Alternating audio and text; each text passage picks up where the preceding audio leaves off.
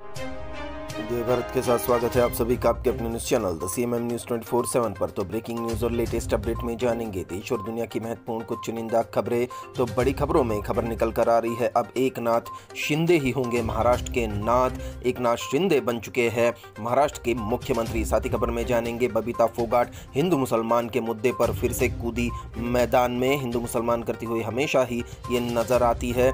इनका एक ट्वीट भी है, इनका एक फोटो भी वायरल हुआ है जिसे आप अपनी स्क्रीन पर देख सकते हैं। साथ ही खबर में जानेंगे अभिनेत्री स्वरा भास्कर को मिली जान से मारने की धमकी। साथ ही आज से single use plastic straw, cup और प्लास्टिक की चम्मच जैसी चीजें हो रही है बैन। साथ ही खबर में जानेंगे आज अहमदाबाद और जगन्नाथपुरी में निकलेगी रथ यात्रा। रथ यात्रा की हो चुकी है शुरुआत। साथ ही खबर में जानेंगे पंजाब में सीएम भगवंत मान की सरकार ने अग्निवीर योजना के खिलाफ विधानसभा में प्रस्ताव किया है पारित। किसान आंदोलन वाली गलती ना करें, ये भी चेतावनी दी है। साथ ही खबर में जानेंगे राजस्थान से एक हिंदू शख्स के मर्डर पर बवाल मच चुका है। क्या कुछ खबर में अपडेट आपको बताएंगे। साथ ही जानेंगे सर्राफा बाजार का हाल और भारत के मौसम का अगले 24 घंटे का पूर्वानुमान। तो सारी की सारी खबरें बहुत ही महत्वपूर्ण है, चुनिंदा है, तो वीडियो को एंड तक जरूर देखिए ताकि आपकी कोई भी न्यूज अपडेट मिस ना हो। तो हेलो दोस्तों, आज तारीख हो चुकी है 1 जुलाई 2022 और दिन हो चुका है शुक्रवार। तो पहली बड़ी खबर में आप जानेंगे दोस्तों, आज है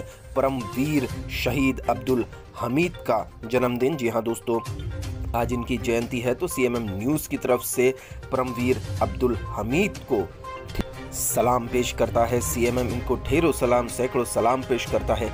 देश की सेवा और बलिदान के लिए इन्हें हमेशा याद रखा जाएगा। बढ़ते अगली खबर की ओर। तो पहली बड़ी खबर में जानेंगे एकनाथ शिंदे अब बन चुके हैं महाराष्ट्र के मुख्यमंत्री। कल शाम 7:30 बजे उन्होंने शपथ ली। जी हाँ दोस्तों, महाराष्ट्र में 10 दिन से जारी सियासी नाटक का क्लाइमैक्स बेहद चौंकाने वाला रहा।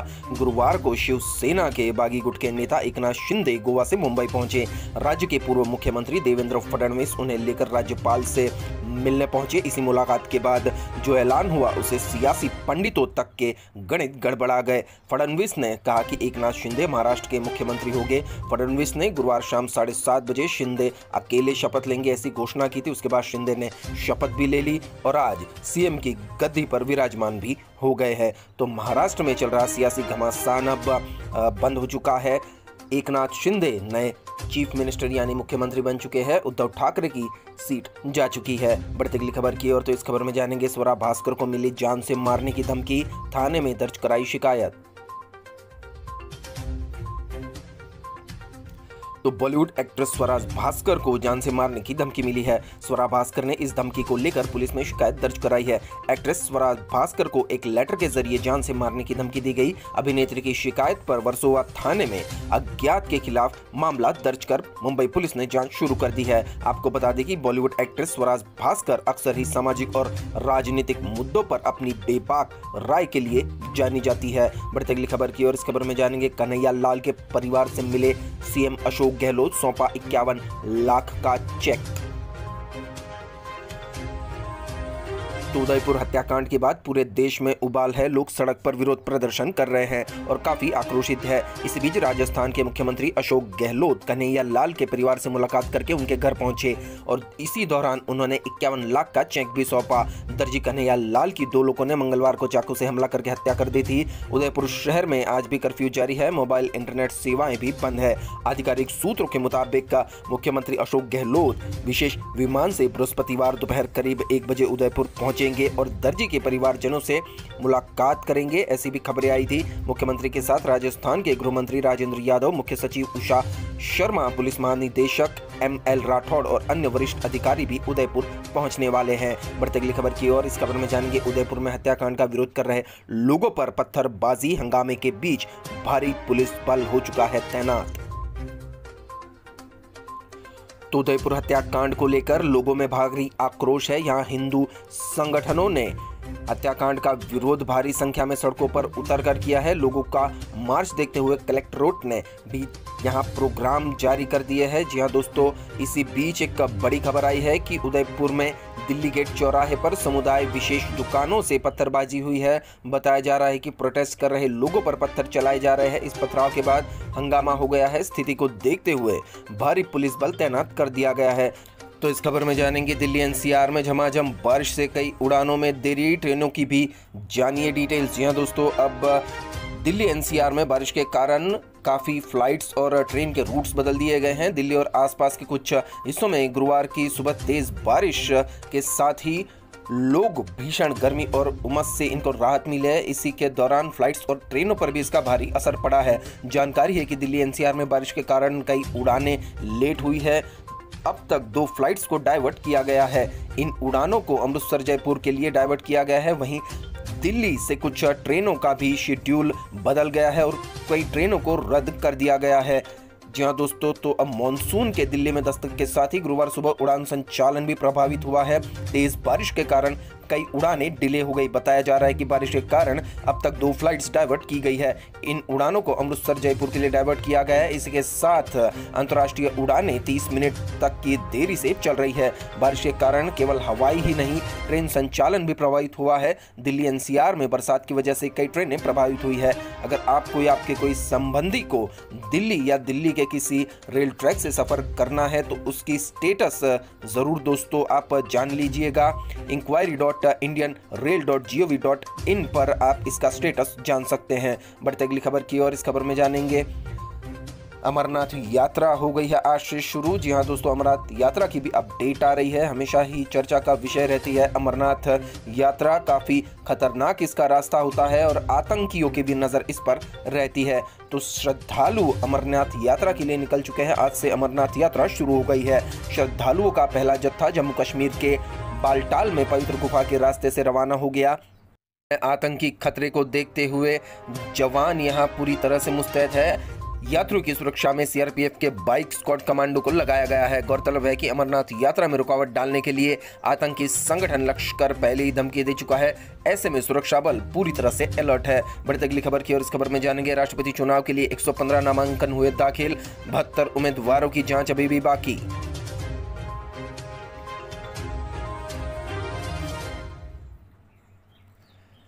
राज्यसभा सचिवालय ने बताया कि 18 जुलाई को होने वाले राष्ट्रपति चुनाव के लिए नामांकन दाखिल करने के आखिरी दिन बुधवार तक कुल 115 नामांकन दाखिल किए गए। इनमें से 87 नामांकन पड़ताल के लिए बचे हैं। गुरुवार को इन नामांकन पत्रों की जांच की जाएगी। सूत्रों ने बताया कि कुल 115 में से 28 नामांकन उम्मीदवारों के नाम के साथ मतदाता सूची प्रस्तुत नहीं किए जाने के कारण खारिज कर दिए गए हैं। उन्होंने बताया कि शेष 87 नामांकन 72 उम्मीदवारों के हैं, जिनकी गुरुवार को जाँच की जाएगी। नामांकन पत्र दाखिल करने वालों में एनडीए उम्मीदवार द्रौपदी मुर्मू और संयुक्त पक्ष के प्रत्याशी यशवंत सिन्हा शामिल है। कई आम लोगों ने भी नामांकन दाखिल किए हैं दोस्तों, तो इनकी जांच अब चल रही है। लेकिन प्रमुख दावेदार द्रौपदी मुर्मू और प्रत्याशी यशवंत सिन्हा ही है। बढ़ते अगली खबर की और इस खबर में जानेंगे कांग्रेस को खत्म हो जाना चाहिए ताकि देश में नई राजनीति की शुरुआत हो सके। असादुद्दीन अवैसी का बयान जारी।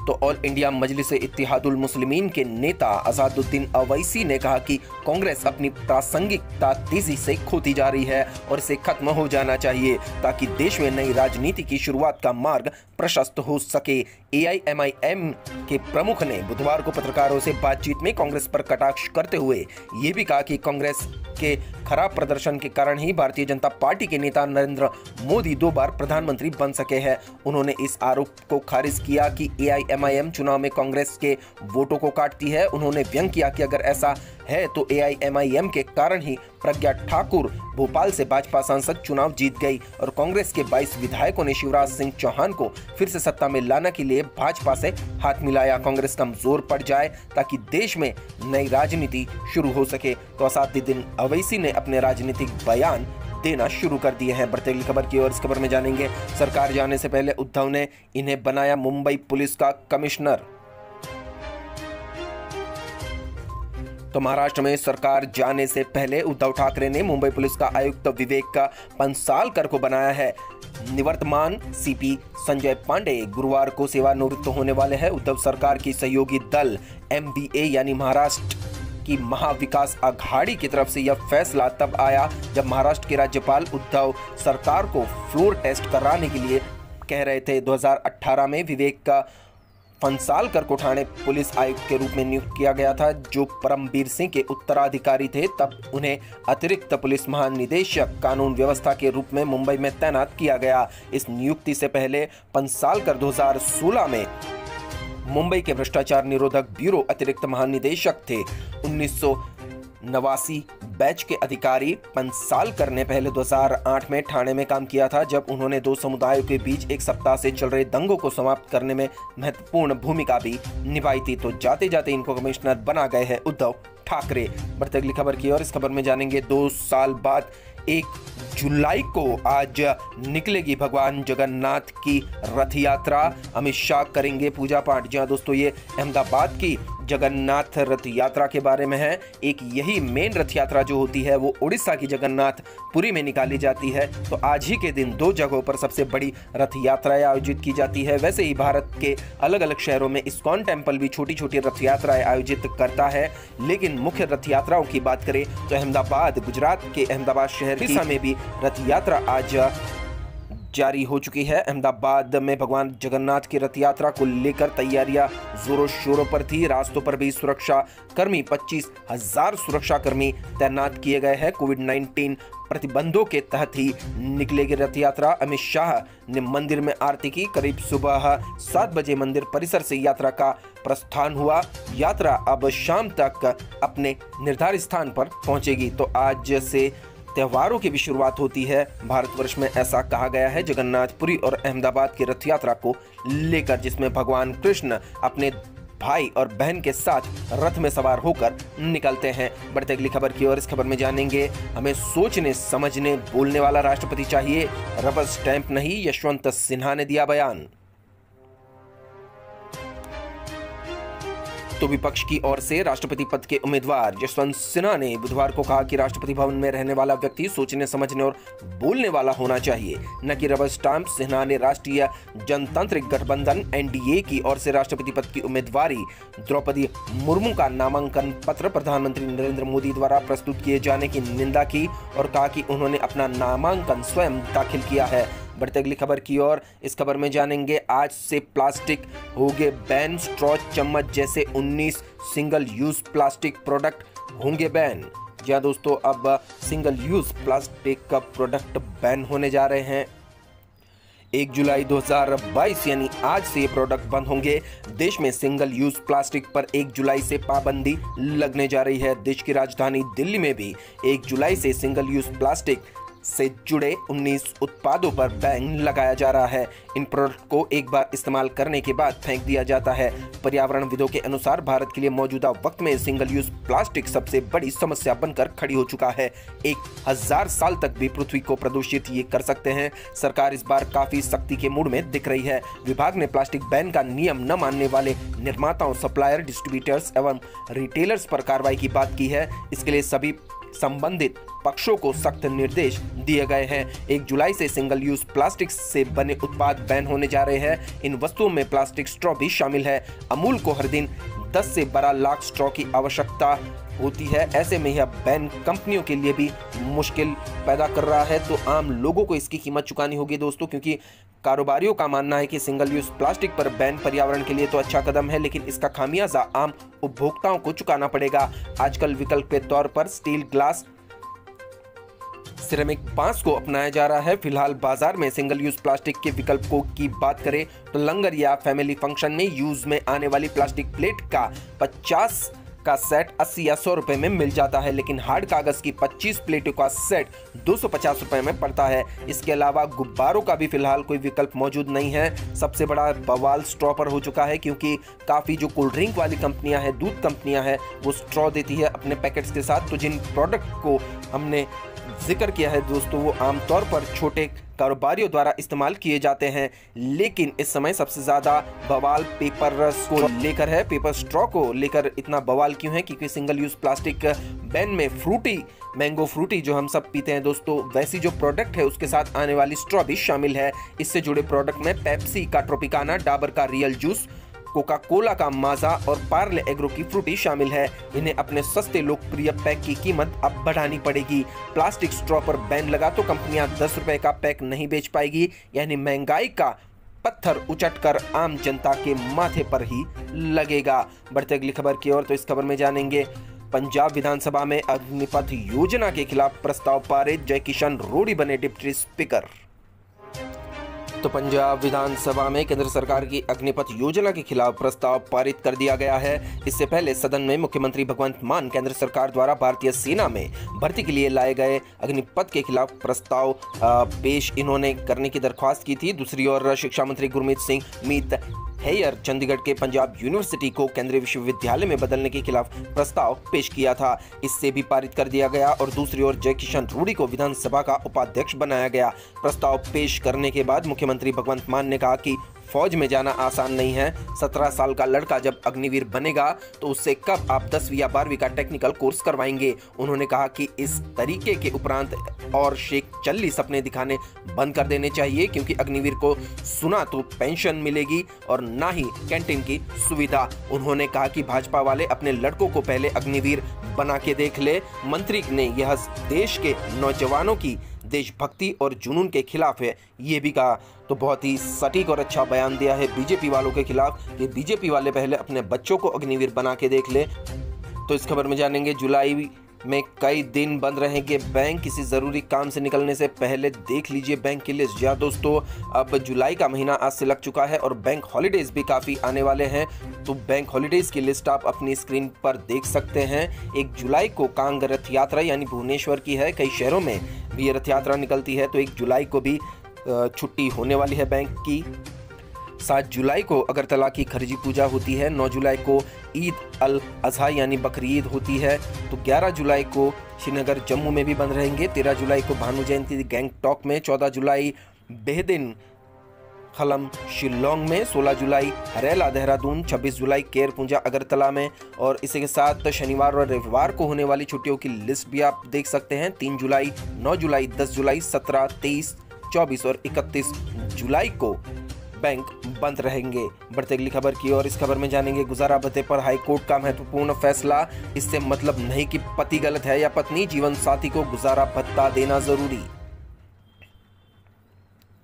तो पंजाब एवं हरियाणा हाई कोर्ट ने स्पष्ट किया है कि वैवाहिक विवादों में गुजारा भत्ते का निर्धारण करते समय कोर्ट के लिए यह सुनिश्चित करना आवश्यक नहीं है कि पति पत्नी में कौन गलत है। कोर्ट गुजारा भत्ते का निर्धारण करते समय पति पत्नी के बीच हुए झगड़े की गहराई में भी जाने की जरूरत नहीं समझता। गुजारा भत्ता तय करते समय कोर्ट को केवल यह देखना होता है कि पत्नी अपना जीवन यापन करने में असमर्थ है और पति के पास उसे उपलब्ध कराने का पर्याप्त साधन है। कोर्ट का यह भी विचार है कि अगर पति सक्षम व्यक्ति है तो उसका नैतिक कर्तव्य और दायित्व बनता है कि वह अपनी पत्नी और बच्चों के जीवन यापन के लिए उन्हें उचित गुजारा भत्ता दे। बढ़ते अगली खबर की ओर। तो इस खबर में जानेंगे, तृणमूल सुप्रीमो के जिहाद वाले बयान पर बंगाल में बचा बवाल। ममता सरकार को बर्खास्त कर धारा 356 लगाने की मांग। तो पश्चिम बंगाल की मुख्यमंत्री ममता बनर्जी के जिहाद वाले बयान को लेकर बंगाल में बवाल मच गया है। भाजपा ने इस पर कड़ी आपत्ति जताते हुए राज्यपाल जगदीप धनखड़ से इसकी शिकायत की है। उन्होंने ममता सरकार को अविलंब बर्खास्त कर राज्य में धारा 356 लागू करने की मांग की है। दूसरी तरफ राज्यपाल ने भी बयान को चिंताजनक और दुर्भाग्यपूर्ण करार देते हुए मुख्यमंत्री से इसे वापस लेने को कहा है। उन्होंने इस मामले में बंगाल के मुख्य सचिव हरिकृष्ण द्विवेदी को भी तलब किया है। भाजपा विधायक व विधानसभा में विपक्ष के नेता शुवेंदु अधिकारी की अगुवाई में बुधवार को भाजपा के 10 सदस्यीय प्रतिनिधि दल ने राजभवन जाकर राज्यपाल से मुलाकात की। उन्होंने मुख्यमंत्री के बयान पर कड़ी आपत्ति जताते हुए राज्यपाल से ममता सरकार को बर्खास्त कर राज्य में धारा 356 लागू करने को कहा। बढ़ते अगली खबर की और इस खबर में जानेंगे, किसान नेता राकेश टिकैत ने लगाया आरोप, उदयपुर घटना के पीछे भाजपा का हाथ। तो राजस्थान हो, पंजाब हो या अन्य कोई भी राज्य हो जहां पर भाजपा की सरकार नहीं होगी, वहां उदयपुर जैसी घटनाएं बढ़ेगी। यह इतिहास उठाकर देखा जा सकता है। यह आरोप भारतीय किसान यूनियन के राष्ट्रीय प्रवक्ता राकेश टिकैत ने उदयपुर घटना पर पूछे सवाल के जवाब में लगाया। वह उधमपुर के अमोड़ा मोड़ गुरुद्वारा में माथा टेकने पहुंचे थे। श्रीनगर से लौटते समय उधमपुर में रुकने के दौरान टिकैत गुरुद्वारा पहुंचे। उन्होंने मीडिया कर्मियों से यहां बात भी की। उदयपुर की घटना के लिए भाजपा को कसूरवार ठहराते हुए राकेश टिकैत ने कहा कि केंद्र में बैठे लोग सब करवाते हैं, अब तक उनका राज कायम नहीं होगा तब तक ऐसी घटनाएं होती रहेगी। महाराष्ट्र को तोड़ा, महाराष्ट्र में यदि भाजपा के साथ समझौता होता तो शिवसेना बहुत बढ़िया थी, मगर समझौता नहीं हुआ तो शिवसेना को ही तोड़ दिया। टिकैत ने कहा कि भाजपा की सरकार बड़ी खतरनाक है, ये अपने आप को पूजा पाठ और धर्म कर्म वाले दिखाते हैं, मगर यह बलि प्रथा वाले लोग हैं, जो कि राकेश टिकैत का बयान काफी सही लगता है। बढ़ते अगली खबर की और इस खबर में जानेंगे हिमाचल में 4 दिन तक का भारी बारिश का हो चुका है अलर्ट। हिमाचल प्रदेश में भारी बारिश का दौर जारी है। अभी यह सिलसिला 4 दिन तक और चलने वाला है। मौसम विभाग ने अगले 4 दिन पूरे प्रदेश में भारी बारिश का अलर्ट जारी किया है। मानसून की बारिश शुरू होने से न्यूनतम तापमान में भी गिरावट दर्ज की गई है। न्यूनतम तापमान सामान्य से 1 से 2 डिग्री सेल्सियस कम रिकॉर्ड किया गया है। वहीं भारी बारिश के कारण लैंडस्लाइड का भी खतरा बरकरार है। सरकार व प्रशासन ने यातायात को लेकर भी एडवाइजरी जारी कर दी है। बढ़ती अगली खबर की और इस खबर में जानेंगे विंबलडन ओपन से सेरेना विलियम्स पहले दौर में हारकर बाहर हुई। साल के तीसरे ग्रैंड स्लैम विंबलडन में दुनिया की पूर्व नंबर 1 खिलाड़ी सेरेना विलियम्स का सफर खत्म हो गया है। 364 दिन बाद महिला सिंगल्स मुकाबले में वापसी करने वाली इस दिग्गज को पहले ही दौर में हार के साथ प्रतियोगिता से बाहर कर दिया गया है। विंबलडन में डेब्यू कर रही दुनिया की 115वें नंबर की खिलाड़ी फ्रांस की हारमोनी टेन ने 7-5, 1-6, 7-6, 10-7 से उनको हरा दिया है। तो सेरेना विलियम्स अब पहले दौर में हारकर बाहर हो चुकी है। बढ़ती अगली खबर की और इस खबर में जानेंगे इंग्लैंड के खिलाफ पहले T20 में हार्दिक पांड्या हो गए कप्तान। आयरलैंड सीरीज में जीतने वाले भारतीय टीम को इंग्लैंड में भी खेलने का मौका मिलेगा। बीसीसीआई की चयन समिति ने 1 से 5 जुलाई को होने वाले 5वें टेस्ट मैच में शामिल खिलाड़ियों को आराम देने की प्लानिंग बनाई है, क्योंकि पहली T20 7 जुलाई को है। ऐसे में खिलाड़ियों को रिकवर होने के लिए 3 दिन जाएंगे। इस दौरान आयरलैंड दौरे पर खेली टीम इंडिया ही इंग्लैंड के खिलाफ पहले T20 में नजर आएगी, यानी हार्दिक पांड्या पहले T20 मैच की कप्तानी करते नजर आएंगे। आयरलैंड में T20 सीरीज खेलने वाली टीम पहले T20 में रहेगी। देखते अगली खबर। इस खबर में जानेंगे नेपाल के काठमांडू में गोलगप्पे के बाद स्ट्रीट फूड भी हुआ बैन। नेपाल में गोलगप्पे पानीपुरी के बाद काठमांडू घाटी में स्ट्रीट फूड पर भी प्रतिबंध लगाने का निर्णय लिया गया है। राजधानी में हैजा के मामले लगातार बढ़ रहे हैं। ऐसे में प्रशासन काफी सख्त हो गया है। स्ट्रीट फूड पर प्रतिबंध लगाने का ऐलान काठमांडू मेट्रोपोलिटन सिटी ने जारी किया है। KMC ने बताया कि रविवार से अब तक शहर में हैजा के 12 मामले और सामने आ चुके हैं। बढ़ती अगली खबर की और इस खबर में जानेंगे आर्थिक गंभीर संकट में फंसे पाकिस्तान को चीन देगा $2.3 अरब का कर्ज। जी हां दोस्तों, नकदी संकट का सामना कर रहे पाकिस्तान की चीन ने एक बार फिर मदद की है। उसने विदेशी मुद्रा भंडार के संकट से जूझ रहे पाकिस्तान को $2.3 अरब का कर्ज देने की घोषणा की है। चीन ने इससे पहले पाकिस्तान को $4.5 अरब का ऋण दिया था। फ्रांस ने G20 debt service suspension initiative के तहत 10.7 करोड़ के अपने कर्ज को निलंबित करने के लिए पाकिस्तान के साथ एक समझौते पर हस्ताक्षर किया है। इसके बाद चीन ने पाकिस्तान को सहायता देने की भी घोषणा की है। देखते अगले समाचार। इस समाचार में जानेंगे भूस्खलन में धंसा आर्मी कैंप, मणिपुर के कई जवान मलबे में दबे, अब तक 7 की मौत, बाकी की तलाश जारी। जी हां दोस्तों, भूस्खलन हो चुका है। मणिपुर में लगातार भारी बारिश की वजह से भूस्खलन की चपेट में आने से आम लोगों के साथ टेरिटोरियल आर्मी के 50 से अधिक जवान इसकी चपेट में आए हैं। पूर्वोत्तर राज्य मणिपुर में लगातार भारी बारिश की वजह से बुधवार रात भूस्खलन की चपेट में आने से आम लोगों के साथ टेरिटोरियल आर्मी के कई जवान इसकी चपेट में आ गए हैं। यह घटना तुपुल रेलवे स्टेशन के पास हुई है। अब तक 7 लोगों के शव बरामद किए गए हैं, जबकि 45 से अधिक लोग मलबे में दबे हैं। रेलवे के अनुसार अब तक 19 लोगों की जान बचाई जा चुकी है। वहीं बड़े पैमाने पर मलबे गिरने के कारण इजेदी नदी अवरुद्ध हो गई, जिससे एक जलाशय बन गया जो निचले इलाकों को जलमग्न करता रहा। बढ़ते अगली खबर की ओर। इस खबर में जानेंगे भीमा कोरेगांव के आरोपी वरवरा राव की जमानत याचिका पर सुप्रीम कोर्ट सुनवाई को राजी। बॉम्बे हाईकोर्ट से नहीं मिली थी राहत। भीमा कोरेगांव मामले में आरोपी वरवरा राव की जमानत याचिका पर सुप्रीम कोर्ट सुनवाई को तैयार हो गया है। सुप्रीम कोर्ट इस मामले में 11 जुलाई को सुनवाई करेगा। वरवरा राव की तरफ से वकील आनंद ग्रोवर ने सुप्रीम कोर्ट में मामले की जल्द सुनवाई की मांग करते हुए कहा कि उनके मौकिल की उम्र 82 साल की है। उनकी उम्र को देखते हुए इस मामले पर जल्द सुनवाई की जानी चाहिए। बता दें कि वरवरा राव ने मेडिकल के आधार पर बॉम्बे हाईकोर्ट से जमानत दिए जाने की मांग की थी।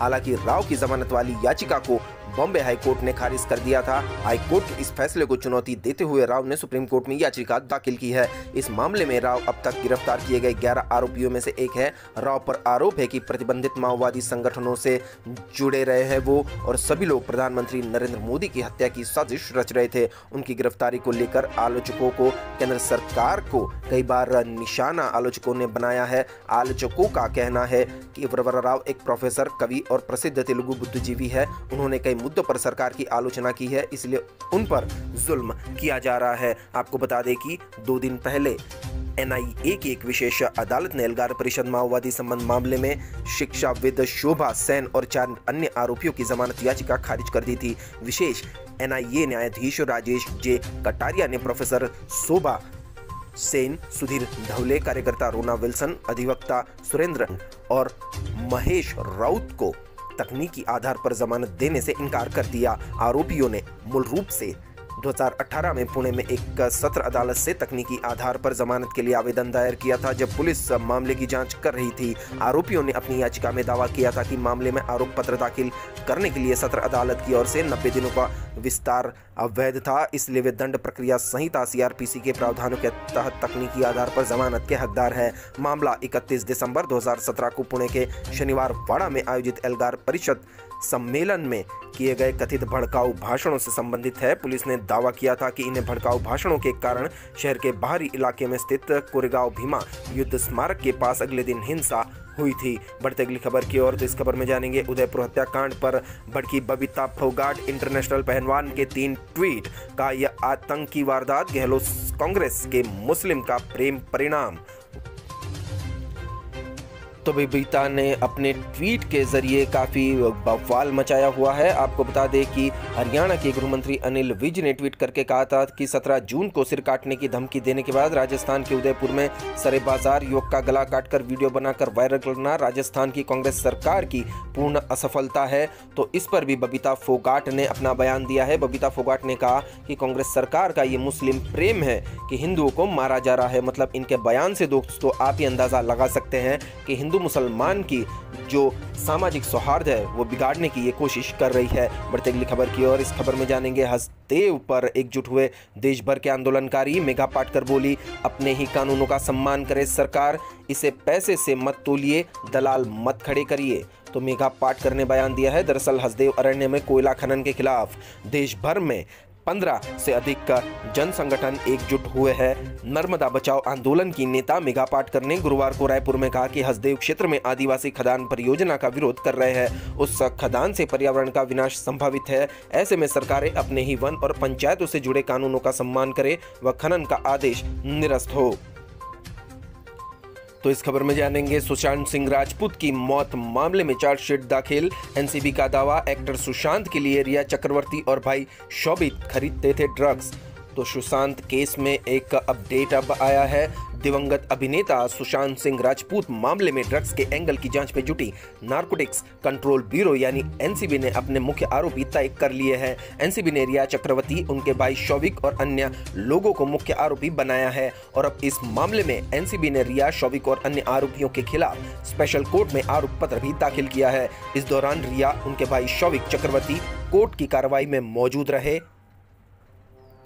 आपको बता दें कि एनसीबी ने रिया, शौविक समेत इन लोगों पर सुशांत सिंह राजपूत के लिए ड्रग्स खरीदने का आरोप लगाया है। विशेष लोक अभियोजक अतुल सरपंदे ने बताया कि चार्जशीट में सभी आरोपियों के आरोप तय हो गए हैं। बढ़ते अगली खबर की ओर, इस खबर में जानेंगे 1 जुलाई से बदल रहे हैं 3 नियम, डॉक्टर और क्रिप्टो करेंसी निवेशकों को तगड़ा झटका, आप पर भी पड़ेगा असर। जी हाँ दोस्तों, आज 1 जुलाई से कई नियम बदलने वाले हैं। वित्त वर्ष 2023 की पहली तिमाही समाप्त होने के बाद 1 जुलाई 2022 से बजट में की गई घोषणाएं वास्तविकता में बदल जाएगी, जिसमें आधार कार्ड और पैन कार्ड लिंक नहीं कराने पर 1000 रुपए का जुर्माना भी शामिल है। तो आइए जानते हैं कि टैक्स से जुड़े वो कौन से नियम हैं जो 1 जुलाई से बदलने जा रहे हैं। तो डॉक्टर और सोशल मीडिया इन्फ्लुएंसर्स का कटेगा TDS। बजट 2022 में भारत सरकार ने इनकम टैक्स एक्ट 1961 के 19(4)R का सेक्शन जोड़ा है।